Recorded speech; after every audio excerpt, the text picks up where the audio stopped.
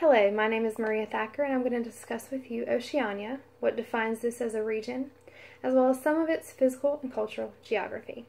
According to Encyclopedia Britannica Online, Oceania is the collective name for the islands that are located in the Pacific Ocean.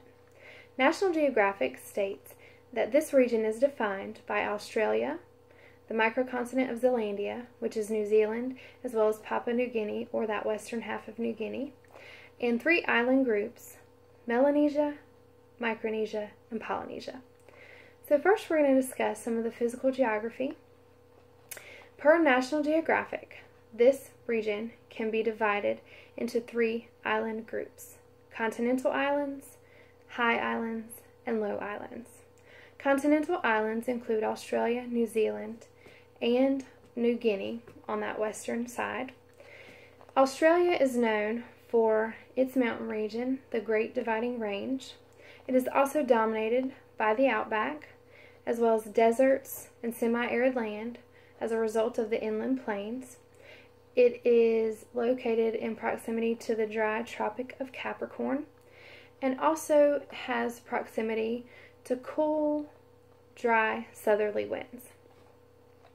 New Zealand is known for the Southern Alps, as well as the North Island volcanic plateau, and this area has high islands which are in proximity to cool and moisture-bearing winds that have created glaciers in this area. New Guinea is known for the New Guinea Highlands, which are in Papua New Guinea on that western side. And these highland mountains and areas have highland rainforests. And this is a result of the high elevation as well as the proximity to tropical, moisture-bearing winds and being located near the equator. Next, we have our high islands. And these high islands are also known as volcanic islands. And also we have to remember that within that Pacific Ocean we have that ring of fire. So it's no wonder that there's high volcanic and earthquake activity within this region. So these islands, as I said, are volcanic islands. So they formed over many years and lots of time, where the volcanoes would erupt and the magma would be cooled until it reached a peak, and then there's many ridges and valleys as you go out from that peak to the coastline. Many the Melanesian islands are located and known as high islands. Next, we have our low islands. These are also known as coral islands. The coral islands are just made up of, living and dead sea bodies and sea life. So you know what a coral is, coral reef you think of. And what happened is they usually form atolls, and it's when the coral reef grew around a volcanic island, and then the volcanic island eroded in the middle. So therefore it created a lagoon. And so that's what the atolls are. These rarely go very far above sea level, hence the name low islands. So you have Micronesia and Polynesia that are within this group. Next, we're going to discuss some of the cultural geography of this great region. So as we know and as we've learned, we're looking at the Pacific Ocean. We're looking at islands that are there. So there's vast amounts of water and different distance separating these areas. So there's a vast amount of different cultural varieties as well.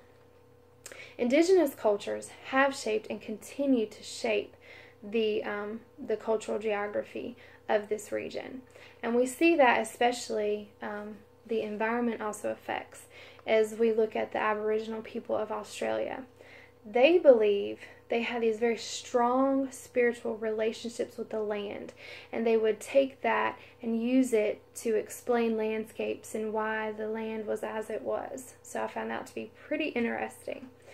Papua New Guinea has one of the most diverse populations. They have over 700 indigenous people, as well as 850 various languages. So that, you talk about diversity, that is diverse.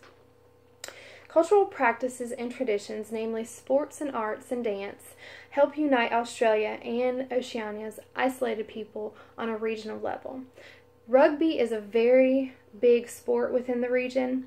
There's rugby league and rugby union.